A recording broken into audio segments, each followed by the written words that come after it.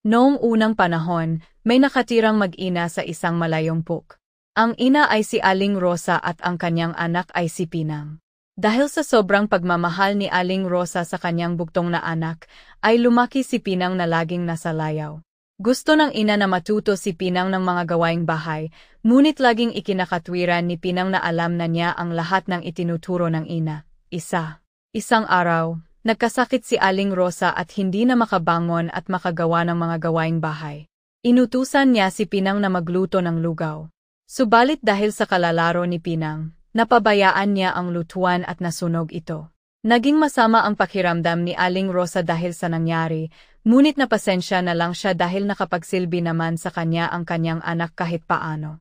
Dahil sa tagal ng sakit ni Aling Rosa, napilitan si Pinang na gumawa ng mga gawaing bahay sa kanilang tahanan.